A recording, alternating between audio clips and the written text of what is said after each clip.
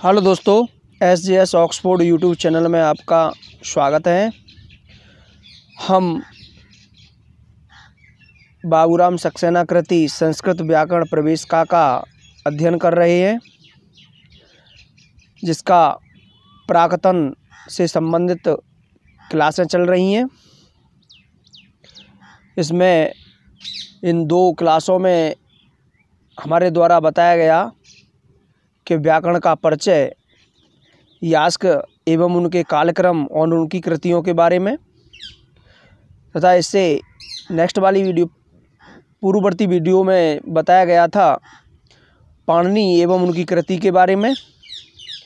और उसमें ये भी बताया गया था कि पाणिनि जी ने जो अपनी कृति अष्टाध्यायी को लिखा था वो काफ़ी संक्षेपात में लिख दिया था, जिसके लिए पाणिनि जी ने 6 साधनों का उपयोग किया था, यानी 6 प्रक्रियाओं को अपनाया था, जो इस प्रकार है। नंबर 1 प्रत्याहार, नंबर 2 अनुबंध, नंबर 3 गढ़ व्यवस्था, चौथे पर है गढ़ व्यवस्था के बाद में है अनुवृत्ति, और फिर 5वें पे मान लीजिए आप संज्ञा और परिभाषाएं और पूर्वत्र सिद्धम।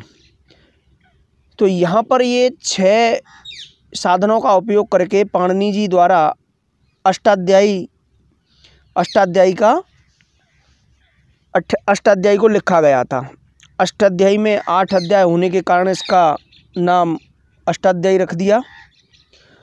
तो पाणिनि जी के ये 6 साधन हैं, उपकरण हैं, जिनके माध्यम से पाणिनि जी ने इस अष्टाध्यायी पुस्तक को लिखा अत्यंत संक्षिप्त में।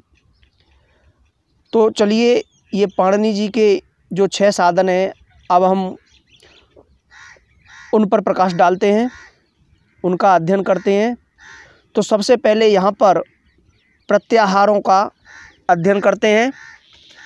पाणिनि जी ने इन प्रत्याहारों का उपयोग करके एक संस्कृत यानी विस्तृत भाषा का एक सुसंयत सुदृढ़ व्याकरण तैयार कर दिया। तो चलिए, प्रत्याहार के विषय में अब हम करेंगे। तत्पश्चात अनुबंध, गढ़ व्यवस्था, संज्ञाएं, परिभाषाएं, अनुवृत्ति, और उसके बाद में जो है पूर्वत्र सिद्धम, ये 6 साधन क्रम से पढ़ाए जाएंगे। तो चलिए, यहाँ पर आज हम पहला साधन है, यानी पहला उपकरण, पहली प्रक्रिया पढ़ाते हैं कि जिनके माध्यम से पाणिनि जी ने एक विस्तृत भाषा को अत्यंत संक्षिप्त रूप में लिख दिया था। तो प्रत्याहार शब्द की व्युत्पत्ति या उत्पत्ति प्रति उपसर्ग है, प्रति आंग ये प्रत्यय है, और हिर धातु है, घय प्रत्यय है। यहाँ तक क्लियर हुआ? यानी प्रति क्या है, यहाँ पे प्रति उपसर्ग है, आंग क्या है, आंग प्रत्यय है, ठीक, और हिर ये धातु है, और घ्य ये भी एक प्रत्यय है। से प्रति प्लस आहार, प्रति प्लस आहार, यहाँ पे यण संधि करेंगे तो शब्द बन जाएगा प्रत्याहार। एक बार फिर से देख लेते हैं यहाँ पे, यानी ये है प्रति,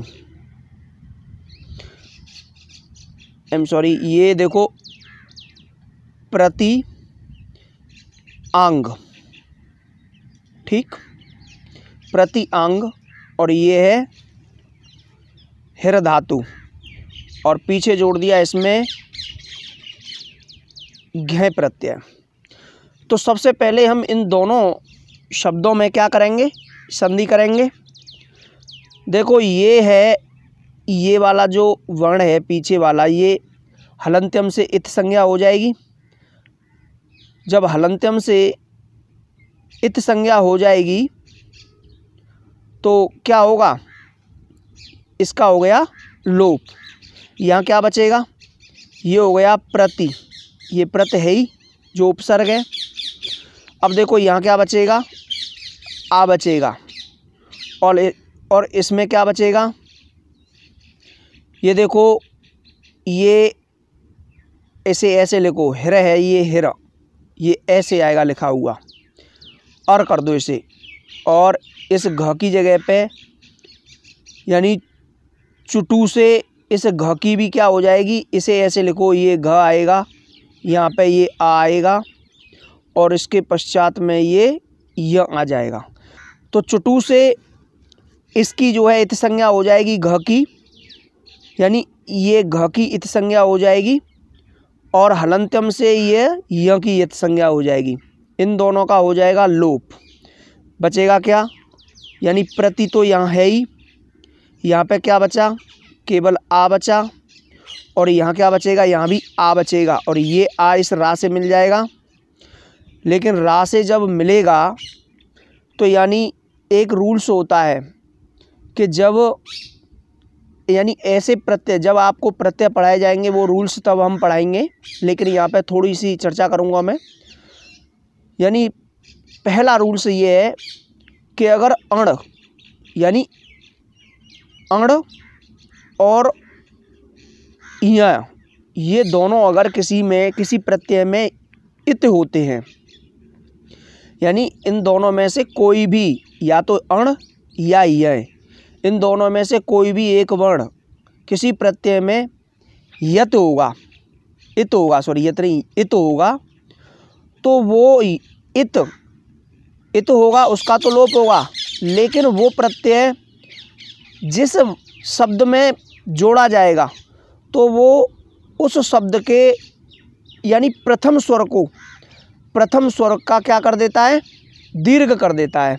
प्रथम स्वर को, प्रथम जो स्वर होगा उसका दीर्घ कर देगा। तो यहाँ पे देखो ये ह है ना, ह के बाद में यहाँ पे आ रहा है, तो ये दीर्घ होगा, तो ये क्या हो जाएगा, हा हो जाएगा। यहाँ तक क्लियर हुआ। अब ये आ जुड़ जाएगा, तो यहाँ क्या होगा, हा र। क्लियर हुआ।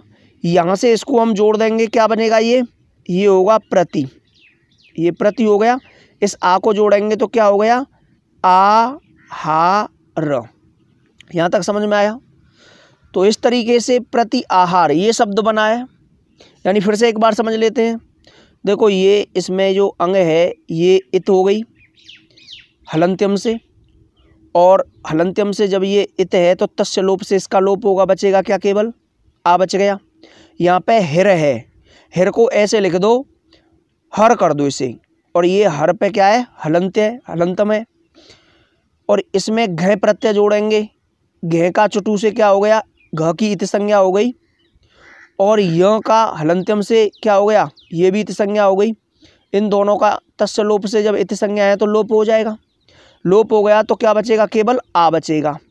लेकिन इसमें जो य है ये इत है, यानी ये जो प्रत्यय है इसमें य जो है ये इत है, और य इत होने पर ये जिस शब्द में जुड़ेगी उसका जो आद्य वर्ण होगा, प्रथम स्वर्ण होगा, उसका क्या हो जाएगा, दीर्घ हो जाएगा, यानी उसका दीर्घ हो जाएगा।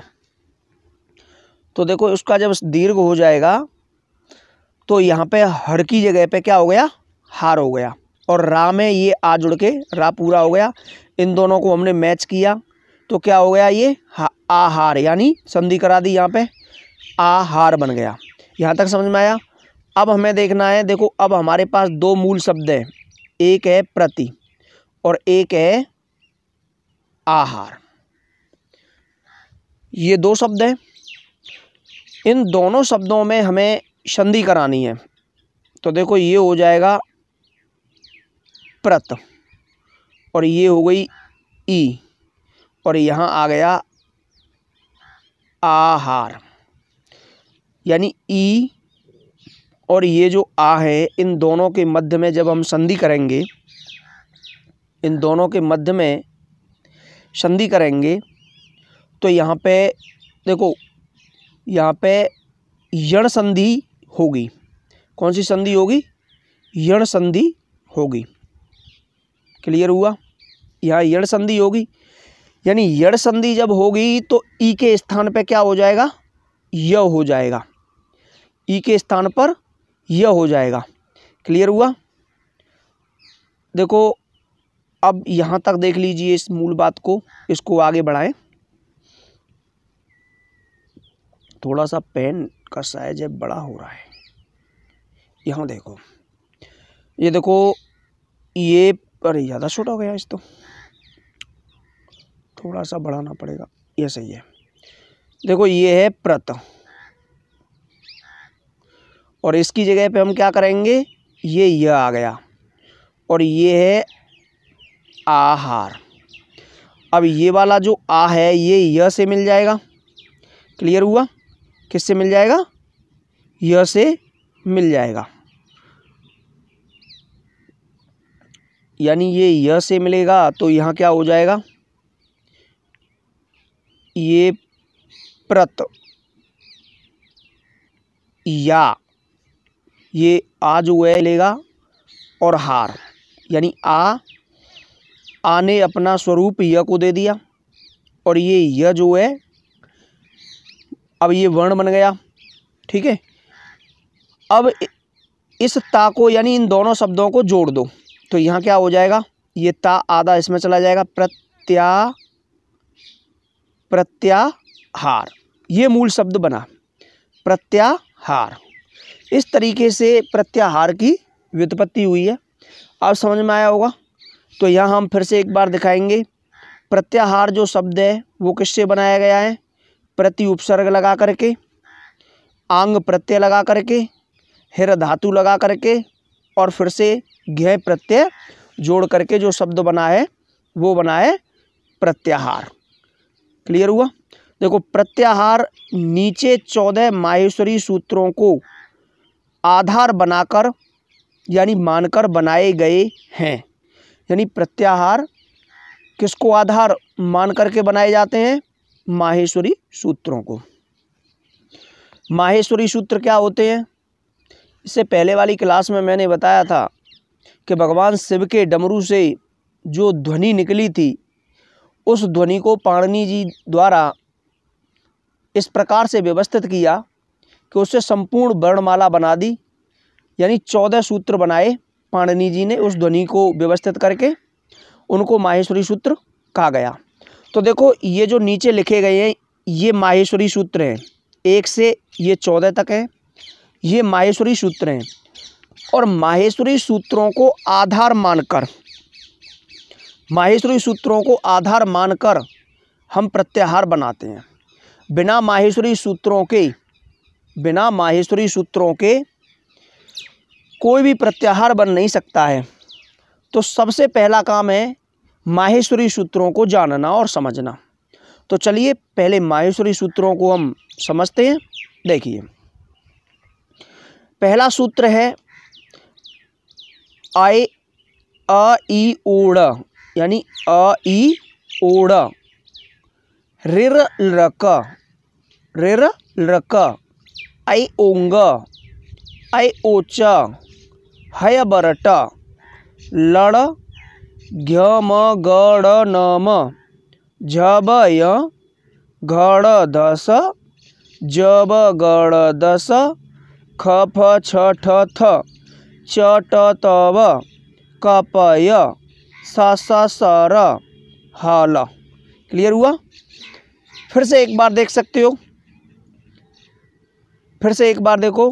पहला है ऐ उड़, रेर लृक, ऐ ओंग, ऐ ओच, है वरट, लड़ ग्यम गणनम, झब य घड़ दस, जब गड़ दस, ख फ छ ठ थ, चट तव, चट, सॉरी यार यहाँ पे देखो ट के बाद में त रह गया है, ख फ छ ठ थ, चट त, चट ट के बाद में त जोड़ लेना, चट तव, कपय, स सर हल। ठीक, तो ये पाणिनि जी के द्वारा जो भगवान शिव के डमरू से उत्पन्न ध्वनि के द्वारा ये 14 फ्रेम बनाए गए हैं, जिनमें संपूर्ण व्याकरण को एक बढ़िया क्रम से रखा गया है। इसको कम से कम आपको 10-15 बार बोलना है और ये ही आपको याद करना है। अगर ये याद नहीं होगा तो आप तब तक व्याकरण नहीं सीख सकते हो, ठीक है ना। यानी प्रत्याहार संस्कृत व्याकरण का आधार है, लेकिन प्रत्याहार जब सीख पाओगे तब आप कोई भी यानी कि माहेश्वरी सूत्र जान पाओगे। तो ये 14 सूत्र आपको याद होने चाहिए। तो पहला है अय उड़ रिरल रक अय ओंग अय ओच है बरट लड़ घ्यम गड़ नम झबय गड़ दस जब गड़ दस ख फ छ ठ थ च ट तब कपय स स सर हल। अगर यहाँ पे आपको ठीक से समझ में नहीं आ रहा है, दिखाई नहीं दे रहा है ये 14 माहेश्वरी सूत्र, तो आप संस्कृत व्याकरण प्रवेश का बाबूराम सक्सेना की कृति उठाइए और उसमें देखिए माहेश्वरी सूत्र उसमें आराम से लिखे हुए हैं। अदर बुकों में भी माहेश्वरी सूत्र सबसे पहले ही दिए जाते हैं। तो मुझे उम्मीद है कि ये आपकी समझ में आए होंगे यहाँ तक। चलिए अब हम आगे बढ़ते हैं। तो देखिए इनकी थोड़ी सी विवेचना करते हैं। इन 14 माहेश्वरी सूत्रों में संपूर्ण वर्णमाला को इस प्रकार व्यवस्थित किया है कि पहले 4 सूत्रों में सभी स्वरों को, यानी 1, 2, 3, 4, पहले 4 सूत्रों में सभी स्वरों को रखा गया है। देख लीजिए अ ई ओ ड़ रेरल रक अय ओंग अय ओच, जिनमें जो हलंत लगा हुआ है ये देखो, यहाँ आप कहेंगे कि ये अण जो है ये तो व्यंजन है, ये क है ये भी व्यंजन है, और ये अंग है ये भी व्यंजन है, और च है ये भी व्यंजन है। यानी इनका ये अनुबंध के रूप में जोड़े हैं पाणिनि जी द्वारा। इनकी विषय में बताया जाएगा, यानी इनका कोई खास ज़्यादा रोल्स नहीं होता है, ठीक है। ये अनुबंध के रूप में जोड़े गए हैं। इनसे आगे वाले जो शब्द हैं, आगे वाले जो वर्ण हैं वो मूल वर्ण हैं जिनसे हमें काम करना है। ये तो एक अनुबंध के लिए जोड़ दिए गए हैं। तो यहाँ ये ध्यान देना है कि जब पाणिनि जी ने संपूर्ण वर्णमाला को इस प्रकार व्यवस्थित किया तो पहले 4 सूत्रों में सभी स्वरों को रख दिया। जैसे अ ई उ रि र ए ओ औ, यानी ए औ 9 स्वरों को रखा है। कितने स्वर हैं? 9 स्वर हैं। देखो टेट इत्यादि छोटी परीक्षा में पूछ लिया जाता है कि संस्कृत भाषा में कितने वर्ण होते हैं, तो कितने अच होते हैं, कितने स्वर होते हैं, पूछ लिया जाएगा संस्कृत भाषा में कितने स्वर होते हैं। तो आप 9 मार के आना टिक, क्योंकि हम संस्कृत व्याकरण पढ़ रहे हैं। तो संस्कृत व्याकरण का जो आधार है वो प्रत्याहार, और प्रत्याहार का आधार है माहेश्वरी सूत्र। तो माहेश्वरी सूत्रों में आपके जो स्वर गिनाए गए हैं वो केवल 9 गिनाए गए हैं, और वो 14 सूत्रों में से पहले 4 सूत्रों में ही 9 स्वरों को रख दिया है। यहाँ तक समझ में आया होगा। यानी स्वर कितने हैं? 9। संस्कृत भाषा में कितने स्वर हैं? 9 बताए जाएंगे, ठीक। 5वें से 14वें सूत्र तक सभी व्यंजन वर्णों को रखा गया है। यानी 5वें सूत्र से और 14वें सूत्र, यानी 5वां ये रहा और 14वां ये रहा, 5वें सूत्र से और 14वें सूत्र तक सभी व्यंजन वर्णों को रखा गया है। इन व्यंजन वर्णों का व्यवस्थित क्रम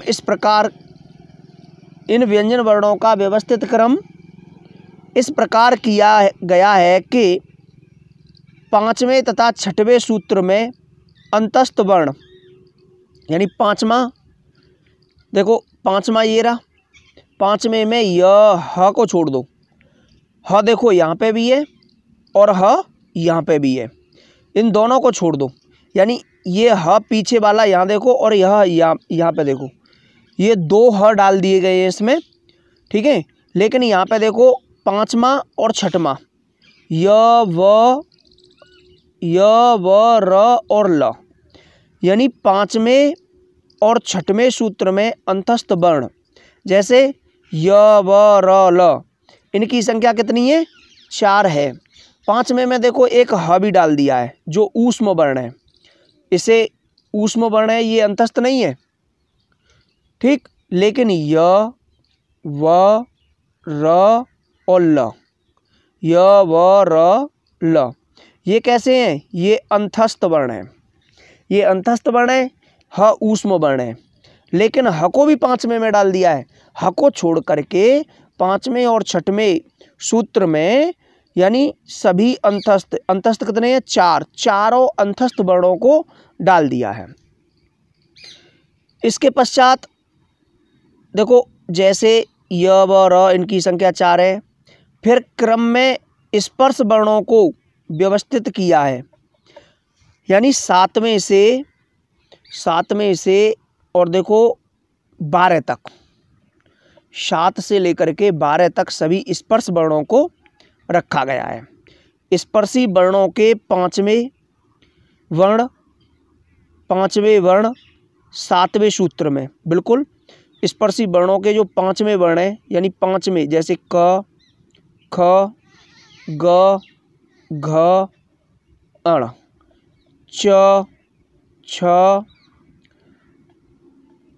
ज, झ, एय, ट, ठ, ड, ढ, अण, त, थ, द, ध, न, प, फ, ब, भ, म। तो ये भैया रहा पांचवा वर्ण। ये स्पर्शी, ये कौन से वर्ण है? ये स्पर्शी वर्ण है।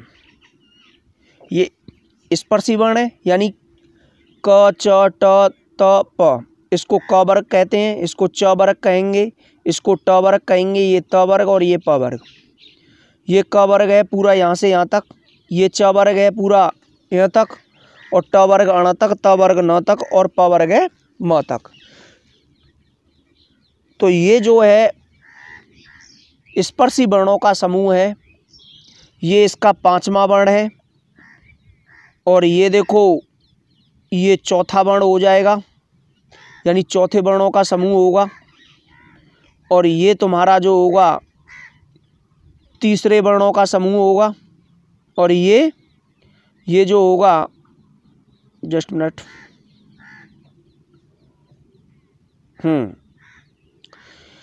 ये जो होगा तुम्हारा दूसरे वर्णों का समूह होगा। और ये जो होगा तुम्हारा पहले वर्णों का समूह होगा।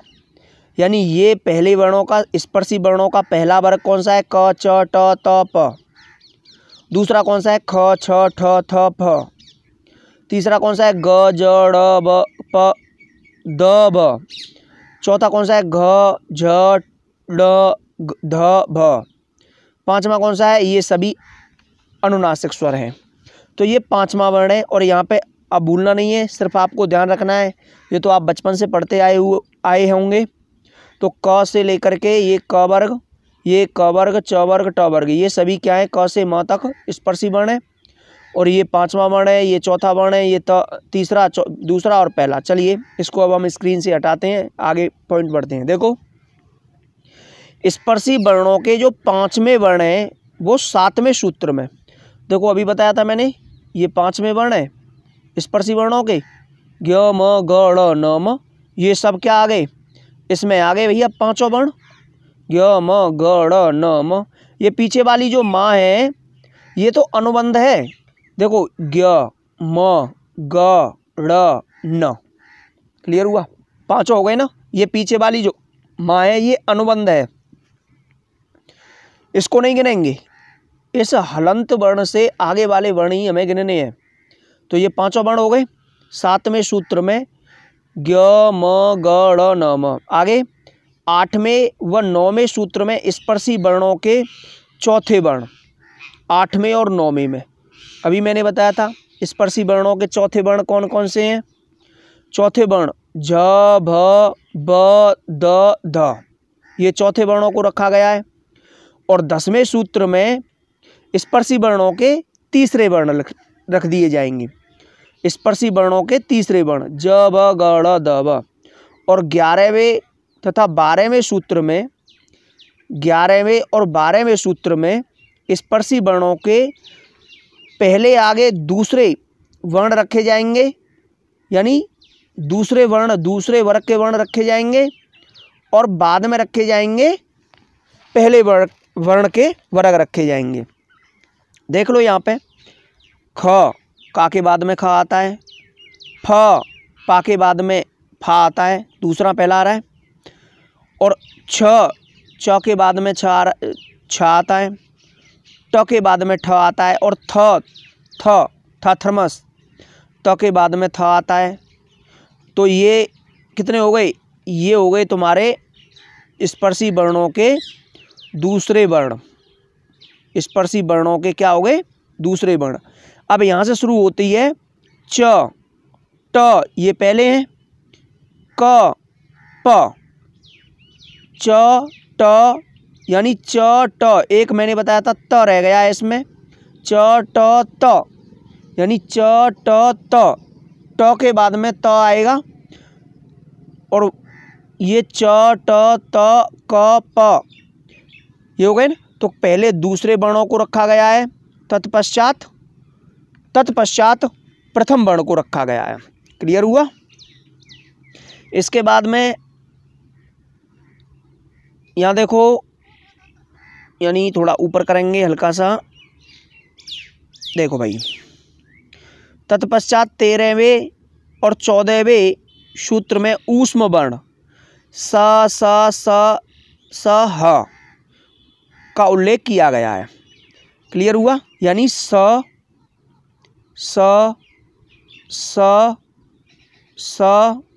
ह, ये कौन से वर्ण है? ऊष्म वर्ण है। तो मुझे उम्मीद है यहाँ तक समझ में आया होगा। ठीक, अब हम एक बार फिर से थोड़ा शॉर्ट में रिवीजन कराते हैं। देखो, माहेश्वरी सूत्र होते कितने हैं? 1 से 14 तक, यानी 14 सूत्र होते हैं। तो 14 सूत्रों में 1 से 4 सूत्रों में 9 स्वर होते हैं, उन स्वरों को रख दिया गया है, 9 स्वरों को रखा गया है। क्लियर हुआ? 5 से 14वें सूत्र तक, 5 से 14वें सूत्र तक सभी किस किस को रखा गया है? व्यंजन वर्णों को, यानी सभी व्यंजन वर्णों को 5 से 14 सूत्र तक रखा गया है। अब हम देखते हैं, देखो यहाँ देखेंगे हम, यानी 5वें और 6वें सूत्र में पहले तो ये देखेंगे कि भाई हमारे पास जो व्यंजन होते हैं वो कितने प्रकार के होंगे। पहले होंगे स्पर्शी वर्ण, जो अभी मैंने बताए थे, ऊपर से शटर डाउन होता है। स्पर्शी वर्ण कहाँ से कहाँ तक होंगे? ये होंगे क से मा तक, जो अभी मैंने लिखा था। नेक्स्ट है अंतस्थ वर्ण। अंतस्थ वर्ण कितने होते हैं? इनकी संख्या देखो, इनकी संख्या होती है 25। स्पर्शी वर्णों की संख्या कितनी होती है? 25 होगी। लेकिन अंतस्थ जो वर्ण होंगे ये कौन कौन से होंगे? य, व, र, ल, ये 4 होंगी। इनकी संख्या कितनी होगी भैया? इनकी संख्या 4 होगी। नेक्स्ट है ऊष्म वर्ण। ऊष्म वर्ण में ह, स, स, इनकी संख्या कितनी होती है? इनकी संख्या भी 4 होती है। क्लियर हुआ? ये कौन से हैं? ये तो स्पर्शी वर्ण हो गई, यानी जो वर्णमाला है, वर्णमाला में 2 प्रकार के वर्ण पाए जाते हैं, एक स्वर और एक व्यंजन। ठीक है ना? लेकिन जो व्यंजन होते हैं उनके होते हैं एक्चुअल में 3 भेद, एक स्पर्शी, एक अंतस्थ वर्ण और एक ऊष्म वर्ण। यानी एक संयुक्त वर्ण भी होता है, क्ष, त्र, ज्ञान और एक स्त्र।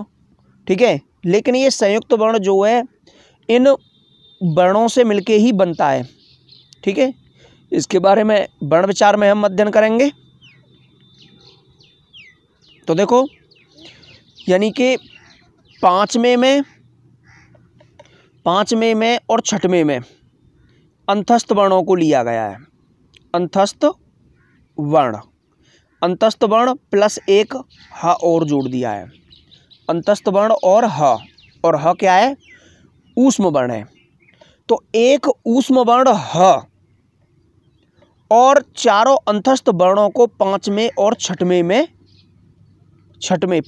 छठवें माहेश्वरी सूत्रों में ले लिया। अब हमारे पास दो वर्ण और बच पाए हैं, यानी दो प्रकार के व्यंजन वर्ण और बचे हैं, एक स्पर्शी वर्ण और एक ऊष्म वर्ण। तो यहाँ पे पहले अंतस्थ वर्णों को रखने के बाद में ऊष्म वर्णों को नहीं रखा है, पहले स्पर्शी वर्णों को रखा है। और स्पर्शी वर्ण कितने हैं हमारे पास? 25 का से माँ तक, जो थोड़ी देर पहले स्क्रीन पे लिखे थे। देखो 6 तक तो गिर गए सूत्र। अब जो 7वां सूत्र है इसमें स्पर्शी वर्णों के, जो स्पर्शी वर्ण हैं, स्पर्शी वर्णों के 5वें वर्णों को रखा गया है, 5वें वर्णों को। क्लियर हुआ? स्पर्शी वर्णों के 5वें वर्णों को, घ म ग ड़ न म, इनको। अच्छा, 8वां जो सूत्र है और जो 9वां सूत्र है, ये जो स्पर्शी वर्ण है 8वें और 9वें सूत्र में इस स्पर्शी वर्णों के चौथे वर्णों को रखा गया है। क्लियर हुआ? यानी चौथे वर्णों को रखा गया है, क्रम से चल रहा है। यानी स्पर्शी वर्णों को पीछे की साइड से रखा गया है माहेश्वरी सूत्रों को, और माहेश्वरी सूत्रों का क्रम तो सीधा है। गिनती चल रही है, देखो 5 6 हो गया, 7 और 8 9। तो माहेश्वरी सूत्र तो सीधे हैं, लेकिन स्पर्शी वर्णों को उल्टे क्रम में रखा गया है यहाँ पे। नेक्स्ट है 10वां सूत्र। 10वां सूत्र जो है ये मतलब 10वां माहेश्वरी जो सूत्र है उसमें स्पर्शी जो वर्ण है उसमें स्पर्शी वर्णों का तीसरा वर्ण रखा गया है। सभी तीसरे वर्णों को 10वें सूत्र में रख दिया है। क्लियर हुआ ना? इसके बाद में जो 11वां और 12वां सूत्र है, 11वां और 12वां माहेश्वरी सूत्र है, उसमें जो स्पर्शी वर्ण हैं उनमें क्रम से पहले दूसरा वर्ण लिया है, प्लस बाद में पहला वर्ण रखा गया है। ख फ छ ठ थ च ट त व क प य। यानी 11 और 12 में स्पर्शी वर्णों के पहले दूसरा वर्ण रखा है। क के बाद में ख आता है ना, ठीक है, ख फ, प के बाद में फ आता है, तो पहले दूसरे वर्णों को रखा गया है, तत्पश्चात प्रथम वर्ण को रखा गया है। तो ये यानी यहाँ पे देखा जाए 11 12 पे आके स्पर्शी वर्णों को विराम दे दिया। तो स्पर्शी वर्णों को माहेश्वरी सूत्र में 7 से 12 तक, ठीक है, और 5 से 6 तक अंतस्थ वर्णों को। चलिए अभी हम और चर्चा करेंगे, बताएंगे अभी। इसके बाद में 13वें और 14वें जो माहेश्वरी सूत्र है उसमें सभी ऊष्म वर्णों को डाल दिया है, सभी ऊष्म व्यंजन वर्णों को डाला है। और ऊष्म व्यंजन वर्ण कौन से हैं? स स ह, ये 4 वर्ण हैं। ये चारों ऊष्म वर्णों को 13 14 सूत्र में डाल दिया है, 2 सूत्रों में।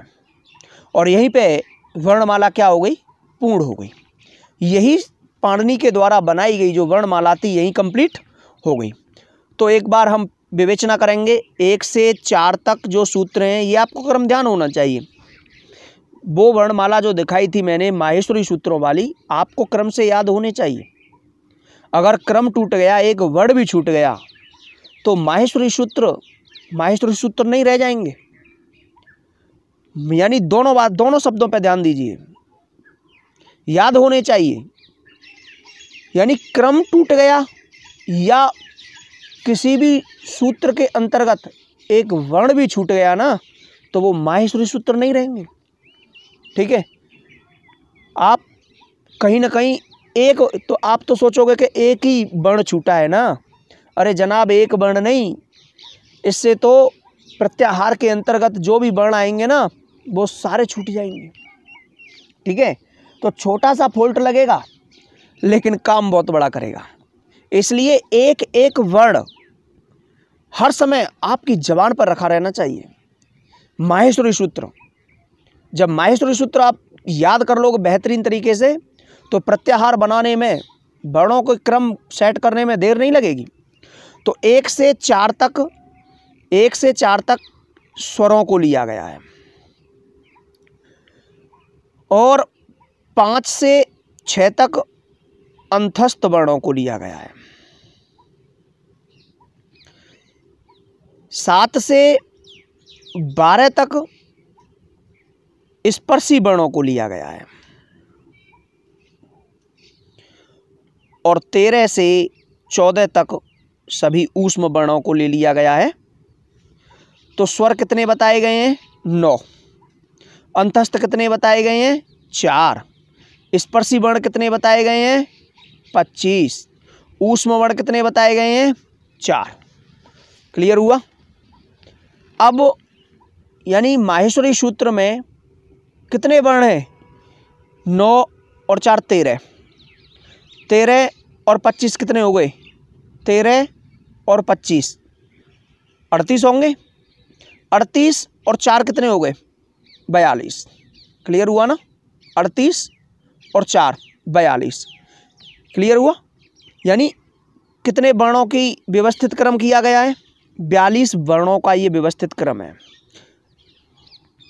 अब बस इतना ही समझ लीजिए, जब 42 इसमें वर्ण हैं तो इससे एक चीज़ और तय हो गई कि आगे चल के जब हम प्रत्याहार बनाएंगे ना, तो वैसे तो अनंत प्रत्याहार बन सकते हैं, काफ़ी प्रत्याहार बन जाएंगे, लेकिन जिन प्रत्याहारों का उपयोग पाणिनि, कात्यायनी, पतंजलि जी द्वारा किया गया, उन्हीं को मूल प्रत्याहार माना गया और उन्हीं को मूल प्रत्याहार माना गया तो उनकी संख्या भी 42 है। क्लियर हुआ? अगर ये पूछा जाए कि प्रत्याहार कितने होते हैं, तो बाबूराम सक्सेना की कृति के अनुसार प्रत्याहारों की संख्या 42 होती है और वरदराज आचार्य की कृति लघु सिद्धांत कौमुदी के अनुसार 143 बढ़ा दिया जाता है। तो कितने वर्ण हैं इस वर्णमाला में? माहेश्वरी सूत्रों में 42 वर्ण हैं। तो कितने प्रत्याहार हैं? 42। यानी ये दोनों संख्या क्या है? समान है। क्लियर हुआ? चलो अब हम पढ़ेंगे। देखो, इस वर्णमाला में ह ऊष्म वर्ण 2 बार प्रयुक्त हुआ है। कितनी बार हुआ है? ह।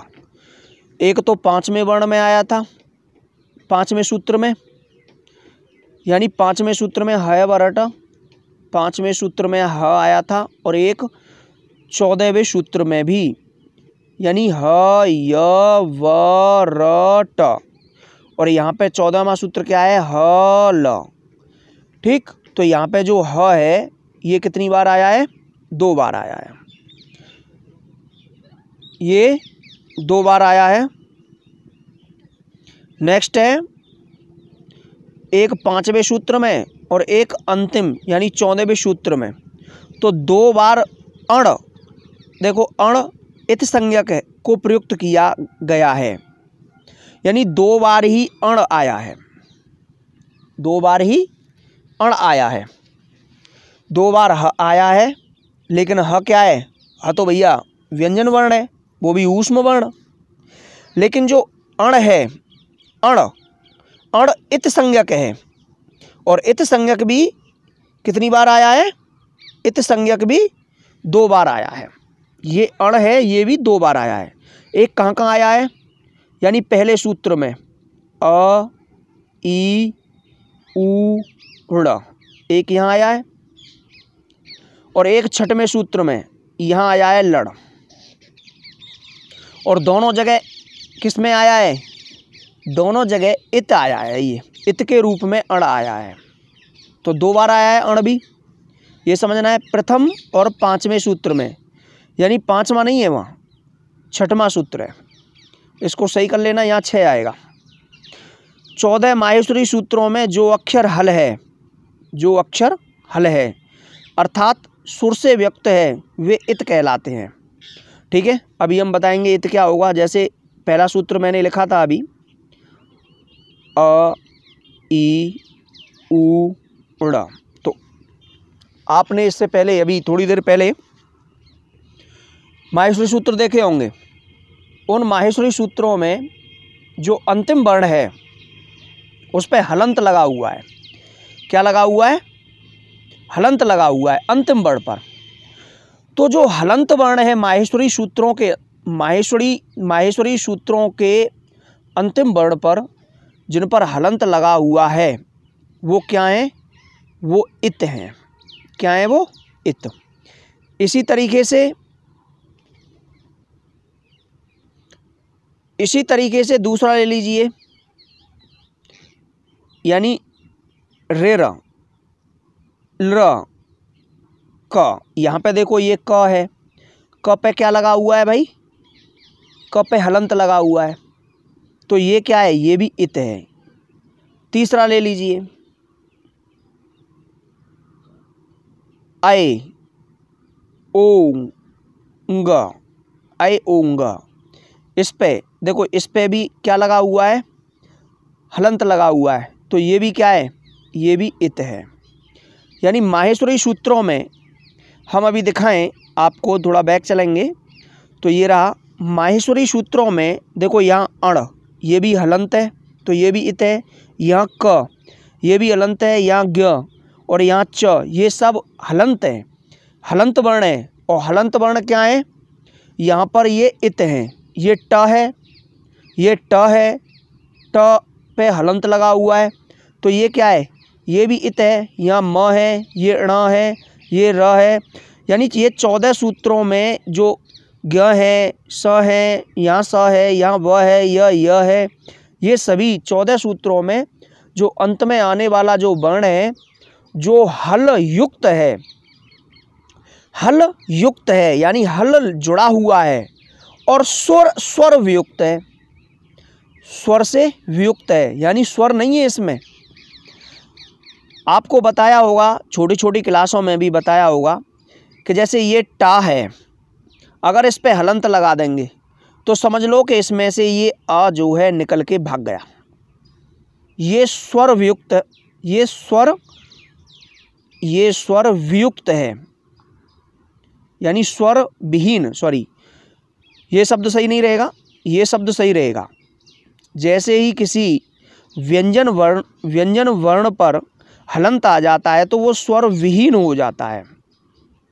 अब ये ट जो है स्वर विहीन है, अब इसका उच्चारण नहीं कर सकते। उच्चारण करने के लिए हमें इसमें कोई न कोई स्वर जोड़ना पड़ेगा। जैसे बोले टी, तो टी बोलेंगे तो ई हमने इसमें ऐड की, तब बोली टी। टू, यहाँ पे ऊ ऐड किया, तो बिना स्वर के वर्ण का उच्चारण नहीं कर सकते, व्यंजन वर्ण का। तो यहाँ पे ये जो अण है, क है, य है, ट है, यानी 14 माहेश्वरी सूत्रों में जो हलंत वर्ण है, अंत में जो आने वाले हलंत वर्ण हैं, वो सब क्या हैं? स्वर वियुक्त हैं, स्वर विहीन वर्ण हैं, इनका उच्चारण नहीं कर सकते, इसलिए ये क्या हैं? इत हैं। पाणिनि जी ने इनको इत कह दिया और इनसे एक दूसरा कार्य कर दिया। चलिए इसके आगे अब हम चलेंगे। तो यहाँ तक समझ में आया?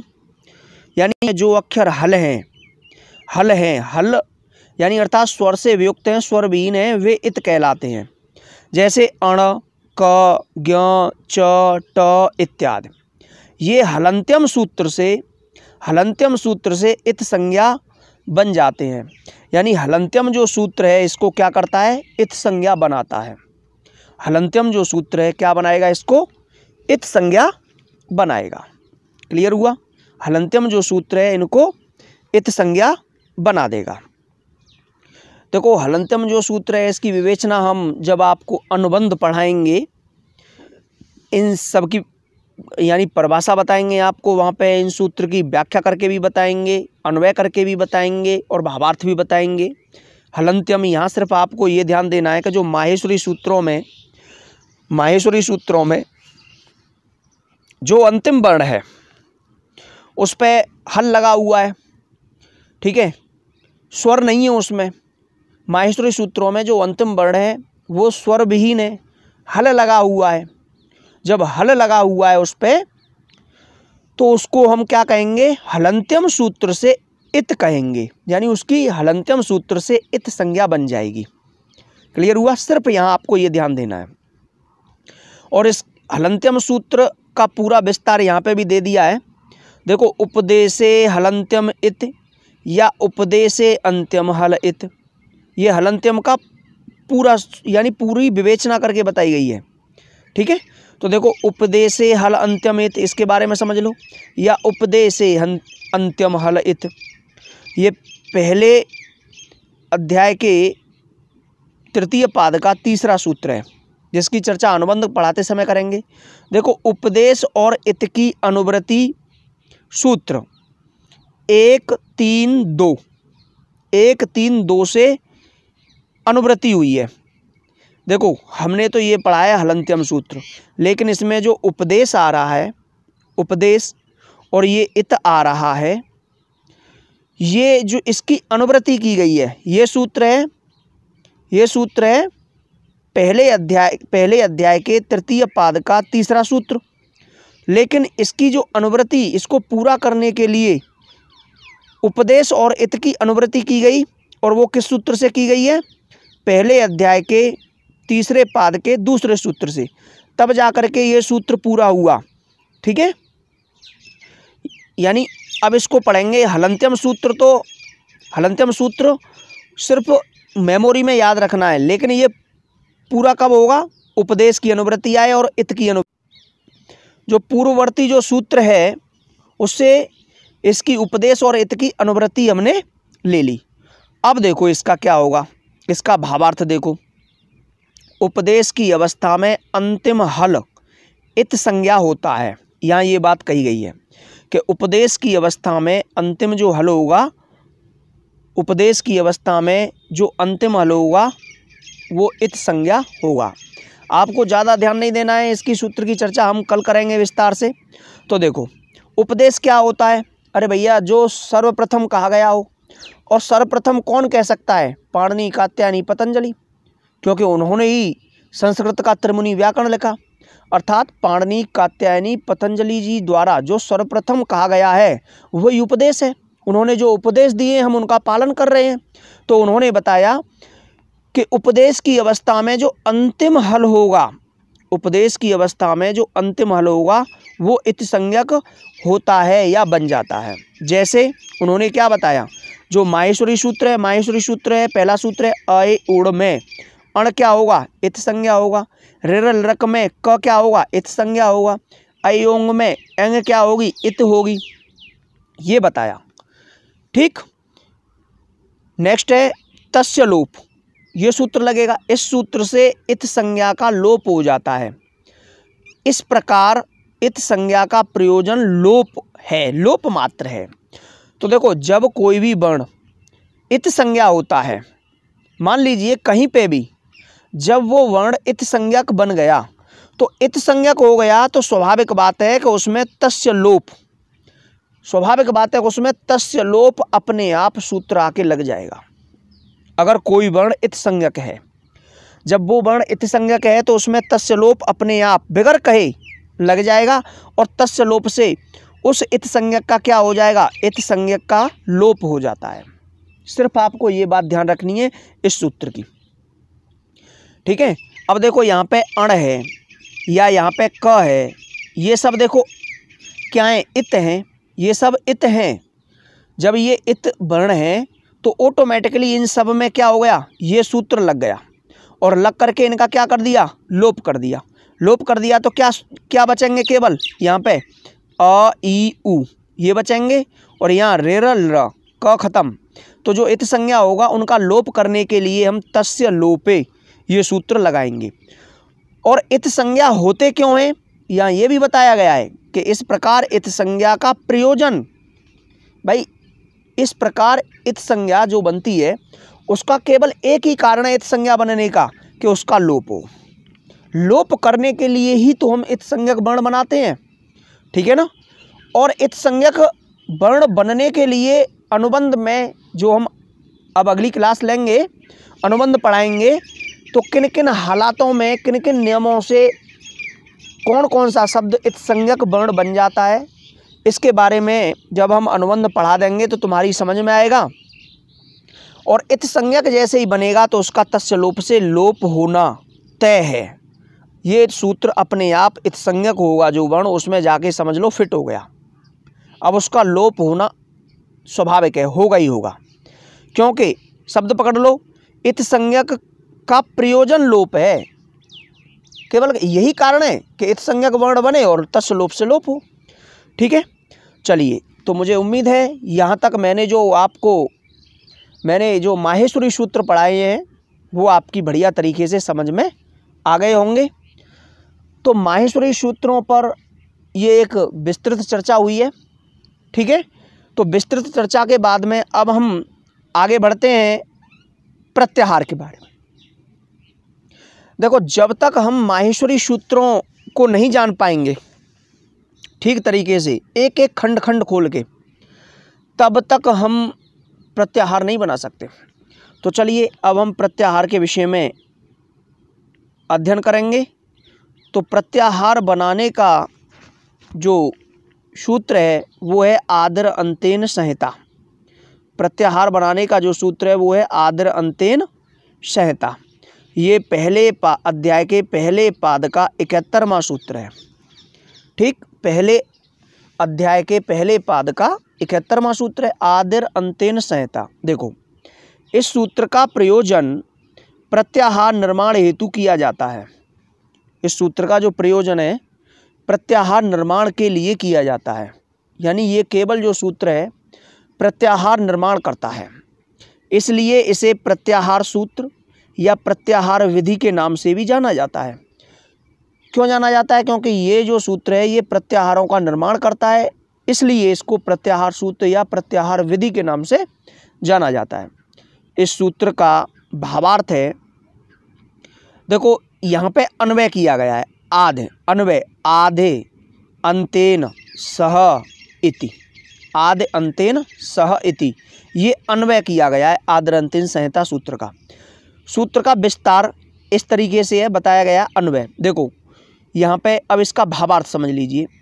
अंतिम इत संज्ञक वर्ण के साथ आने वाला आदि वर्ण, अंतिम इत संज्ञक वर्ण के साथ आने वाला आदि वर्ण अपना तथा बीच में आने वाले अन्य सभी वर्णों का बोध कराएगा।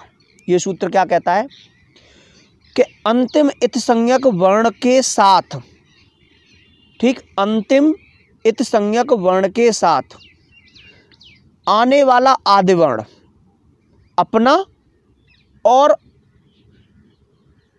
बीच में पढ़ने वाले वर्णों का, सभी वर्णों का बोध कराएगा। ठीक, फिर से एक बार पढ़ लेते हैं इसको। देखो, अंतिम इत संज्ञक वर्णों के साथ आने वाला आदि वर्ण और बीच में आने वाले अन्य सभी वर्णों का बोध कराएगा। यथा जैसे जैसे अण, देखो ये क्या होता है, यहाँ बना है आपको अ, ई, उ और अण। तो देखो हमने ये सूत्र लिखा है, यहाँ पे हमने ये पहला सूत्र लिखा है, माहेश्वरी सूत्रों का पहला सूत्र है ये। तो हम इस यानी आदि वर्ण को ले लेते हैं और अंतिम इत ये है। अभी मैंने बताया था इस सूत्र में जो इत है इस पे हलंत लगा हुआ है, ये अंतिम वर्ण क्या होगा? इत होगा, क्योंकि ये स्वर विहीन है, हलंत्यम से ये इत होगा। तो जब हम इस इत को, ठीक है, एक सेकंड थोड़ा दूर हो गया, इस वाली इत को इन आदि वर्णों में से या तो इससे या इससे या इससे, ये सब आदि वर्ण हैं, आदि वर्णों में से किसी के साथ अगर हम जोड़ देंगे तो वो प्रत्याहार बन जाएगा। जैसे पहले हम अ जोड़ते हैं इसके साथ में तो अण प्रत्याहार बोला जाएगा। अब यहाँ तो कह दिया केवल अण, दो ही वर्ण हैं, लेकिन ये दो वर्ण नहीं है, ये समूह है। प्रत्याहार का मतलब है वर्णों का समूह, प्रत्याहार का मतलब है वर्णों के समूह, यानी वर्णों की माला, हार, प्रत्याहार। तो देखो इस प्रत्याहार के अंतर्गत कौन कौन से वर्ण आते हैं। तो पहले तो जो आदि वर्ण होगा वो अपना, ठीक, अपना। और यानी इस इत तक पहुंचने में जितने मध्यवर्ती जो वर्ण होंगे उनका भी बोध कराएगा, अ, ई और उ। यानी अण प्रत्याहार के अंतर्गत ये सब क्या होंगे, ये वर्ण भी आएंगे। फिर देखेंगे हम, जैसे मान लीजिए इस इण को मैंने इड़ के साथ जोड़ दिया, जैसे इण। अब मान लो इण जोड़ दिया तो इण में ई अपना बोध कराएगी। अब देखो ये आ तो आएगा नहीं क्योंकि ये ई से आगे है। इसके बीच में कौन सा पड़ रहा है, यानी इण के और ई के बीच में कौन कौन से वर्ण पड़ रहे हैं, यानी उ। तो इण प्रत्याहार के अंतर्गत ई और उ ये दो वर्ण आएंगे और अण के अंतर्गत ये आएंगे। इसी तरीके से हम और भी देखते हैं, जैसे मान लेते हैं, देखो पहला है अ, ई, अरे सॉरी यार, प्रत्याहार में ही लिखना है मुझे, प्रत्याहार में नहीं, उसमें माहेश्वरी सूत्र में। जैसे अ, ई, उ, ड़, ये पहला सूत्र है। दूसरा सूत्र क्या कहता है, रेर, लर, क। क्लियर हुआ। तीसरा सूत्र क्या कहता है, अए, ओंग, अय ओंग। चौथा सूत्र क्या कहता है, अय ओंग, अय ऊच, अय ओ च। अब देखो, अब हमने क्या किया, हमने यानी इस क से आ को जोड़ दिया तो यहाँ क्या बनेगा, अक प्रत्याहार बन गया। तो यानी हम आ से शुरू करेंगे। फिर से परिभाषा पढ़ो आदरंतिन संहिता से। आदि माने होता है प्रारंभिक वर्ण अपना, और अंतेन संहित, अंत में जो इत संज्ञक वर्ण है वहाँ तक जितने भी वर्ण आएंगे इत को छोड़ करके, जो बीच में इत पड़ेंगी उनको छोड़ करके। देखो अक के अंतर्गत पहले तो आ आएगा, फिर ई आएगी, अब उ आएगा। अब यहाँ आप कहोगे कि साहब ये अण भी तो आ रहा है, लेकिन अण तो भैया वर्ण थोड़ी है, इत है, इत संज्ञक वर्ण है। हलंत्यम सूत्र से तस्य लोप से इसका लोप माना जाएगा। यहाँ तक समझ में आया। तस्य लोप से क्या माना जाएगा, लोप माना जाएगा। तो यहाँ इण इत संज्ञक वर्ण है, इसको छोड़ देंगे। आगे बढ़ो, यहाँ पे देखो रिरी आएगी और ये देखो लर आएगा, और अंत वाला जो क है ये भी नहीं आएगा क्योंकि ये भी इत संज्ञक वर्ण है। यानी इत संज्ञक वर्णों को छोड़ करके मध्य में अपना और मध्य में पढ़ने वाले, अंतिम इत तक मध्य में पढ़ने वाले जो वर्ण होंगे वो सब उस प्रत्याहार के क्या होंगे, वर्ण होंगे। इसी तरीके से देखो यहाँ पे हमें क्या करना है, एक है हमारे पास एच प्रत्याहार। चलो भैया एच प्रत्याहार बनाते हैं। तो देखो एच प्रत्याहार है, एच प्रत्याहार में कौन कौन से आएंगे, यहाँ से शुरू करो। ए आएगी, ओ आएगा, ए आ गई, ओ आ गई। यहाँ पे देखो ये एंग है ना, ये एंग इत संज्ञक वर्ण है इसलिए इसको छोड़ देंगे। फिर क्या आएगा, बड़ी ए आएगी, यहाँ औ आएगा, और देखो ये चा भी इत संज्ञक वर्ण है, इसको भी छोड़ देंगे। तो एच प्रत्याहार के अंतर्गत ये वर्ण आ गए। क्लियर हुआ। यहाँ पे आपकी समझ में आया होगा। चलिए और हम बताते हैं, जैसे देखो अभी साफ करते हैं। एच प्रत्याहार आपने लिख लिया होगा कॉपी में या समझ लिया होगा, यानी थोड़ा स्पेस, यानी थोड़ा खाली स्थान करेंगे तभी आगे बताएंगे। अब हम आ को चा से जोड़ते हैं। देखो अच, आ को चा से जोड़ते हैं। तो ये कौन कौन से आ से शुरू कर दो, आ, ई, उ। अब देखो अण जो है इत है, इसको छोड़ दो, ये इत संज्ञक वर्ण है हलंत्यम सूत्र से। जब इत संज्ञक वर्ण है तो तस्य लोप से इसका क्या हो जाएगा, तस्य लोप से इसका लोप हो जाएगा। ठीक, बचेगा क्या, यानी ये तीन वर्ण बचेंगे। अब देखो रे, री ले लो, और यहाँ क्या रहेगा, लर। ये क है, ये भी हलंत्यम से इत संज्ञक वर्ण, तस्य लोप से लोप होगा। जहाँ पर इत संज्ञक वर्ण होगा, समझ लीजिए वहाँ तस्य लोपे सूत्र लगाओ ठोक के, और तस्य लोप से लोप होगा, क्योंकि इत संज्ञक हुआ ही इसलिए है कि उसका लोप हो, तो हम तस्य लोप से लोप क्यों न करें। जहाँ इत संज्ञक वर्ण होगा आप तैयार रहो त्रिशूल लेकर के तस्य लोपे ठोक दो उसमें, लर हो गया। ऐसे ही ऐ, और यहाँ होगा ओ, नेक्स्ट है ऐ और औ। क्लियर हुआ। तो यानी अभी मैंने थोड़ी देर पहले आपको बताया था कि जो माहेश्वरी सूत्र हैं, 14 माहेश्वरी सूत्रों में से पहले 4 माहेश्वरी सूत्रों में संस्कृत भाषा के सभी स्वरों को व्यवस्थित किया गया है। क्लियर हुआ ना। तो यहाँ से देखो आ से लेकर के, और मैंने चौथे सूत्र का जो अंतिम इत है ना, इसको जोड़ दिया है। अब देखो ये पूरे के पूरे जो स्वर वर्ण है आ, ई, उ, रि, ल, ए, औ, ओ, औ, ये सभी स्वर आ गए। क्लियर हुआ। जोड़ लो। मैंने आपको माहेश्वरी सूत्रों में कितने स्वर बताए, 9 गिनाए थे ना। जब 9 गिनाए थे तो गिन लो, 1 2 3 4 5 6 7 8 9, तो 9 स्वर है ना। तो यानी हम कह सकते हैं कि जो अच प्रत्याहार है, अच प्रत्याहार है वो क्या है, हमारे सभी स्वरों का समूह है, बोध कराता है। सभी स्वर वर्णों का अच प्रत्याहार बोध कराता है। अगर मैं यूं कह दूं कि जो सभी स्वर हैं वो अच कहे जाते हैं तो भी सही है। जहां समझ लीजिए अच आए तो समझ लो सभी स्वर वर्णों का क्या हो रहा है, बोध हो रहा है। जहां अच कह दिया जाए, ये बात ध्यान रखनी है, क्योंकि आगे के सूत्रों में ज़्यादा तरीके से स्वर न कह करके केवल अच कह दिया जाएगा, और जहां अच कह दिया जाएगा तो तुम्हारे दिमाग में तुरंत आनी चाहिए कि प्रत्याहार पढ़ाते समय हमने अच में कौन कौन से वर्ण गिनाए थे, वो सभी 9 स्वरों को हमने क्या किया था, गिना था। तो ये इस पूरे के पूरे 9 स्वर हमारे अच प्रत्याहार के अंतर्गत आ जाते हैं। तो स्वरों का संस्कृत भाषा में एक दूसरा नाम और है अच। क्लियर हुआ। नेक्स्ट, यहाँ तक समझ में आया होगा। अब हम देखते हैं 5वां सूत्र है भैया। 5वां है ह, समय जरूर लग रहा है लेकिन समझ में बढ़िया आ रहा होगा।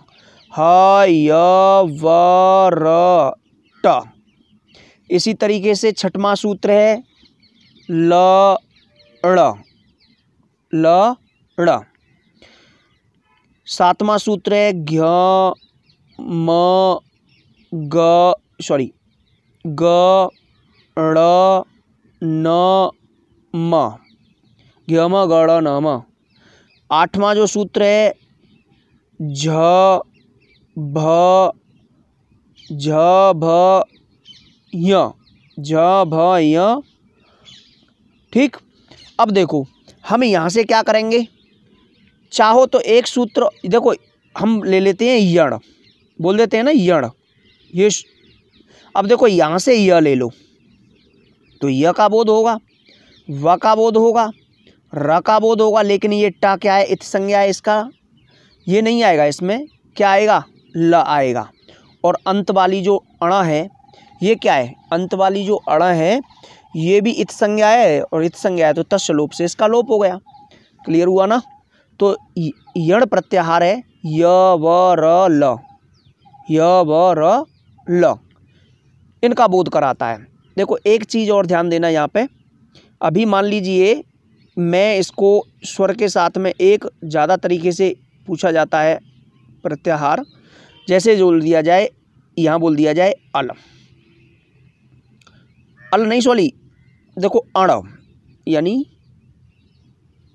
यहाँ आ जाए भाई अण।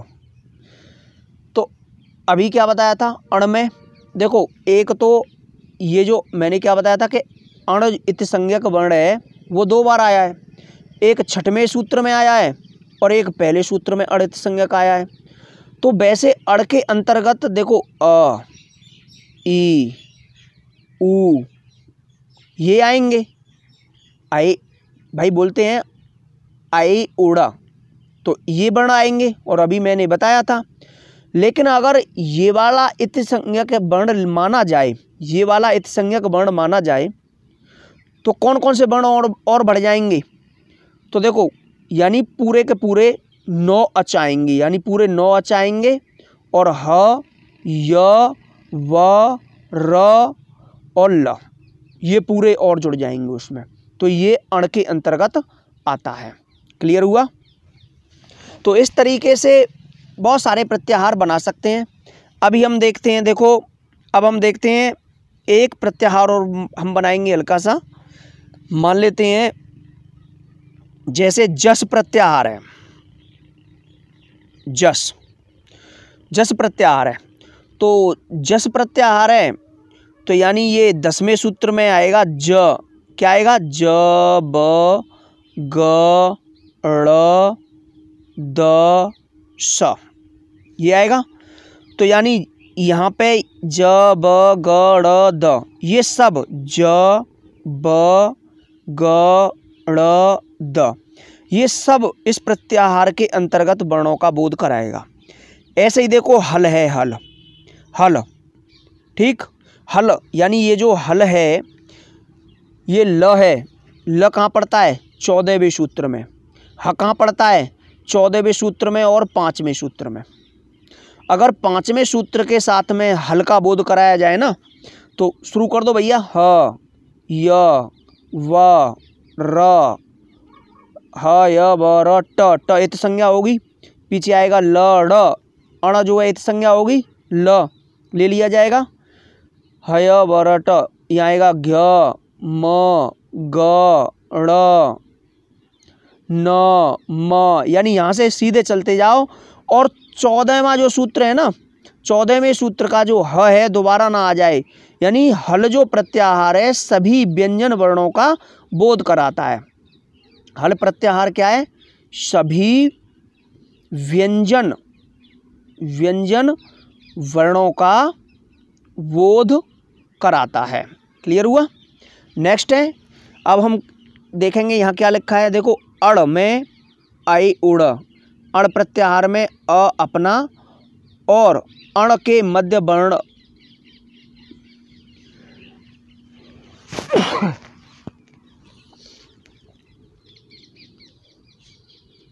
अण प्रत्याहार में अ अपना और अण के मध्य वर्णों का बोध कराता है। अभी मैंने बताया था हलंत्यम से अण इत संज्ञक हुआ और तस्य लोप से इत का लोप हो गया।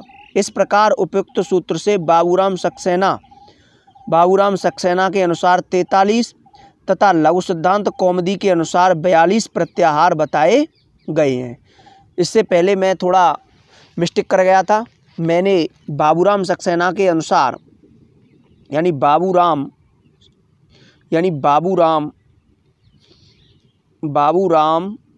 सक्सेना कृति के अनुसार जो बताए गए हैं प्रत्याहार, यहाँ पे देखो 43 बताए गए हैं, जो थोड़ी देर पहले मैं 42 बता रहा था।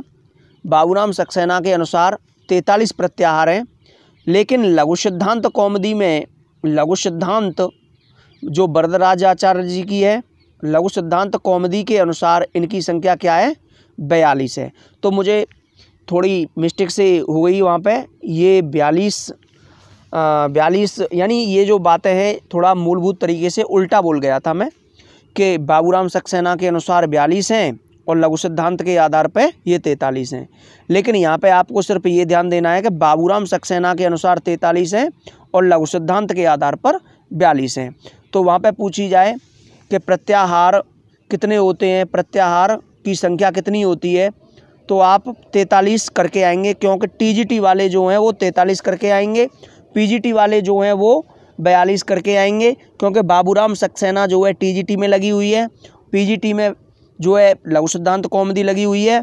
तो उनके आधार पर लघु सिद्धांत कौमुदी में 42 माने गए हैं और बाबूराम सक्सेना में 43 माने गए हैं।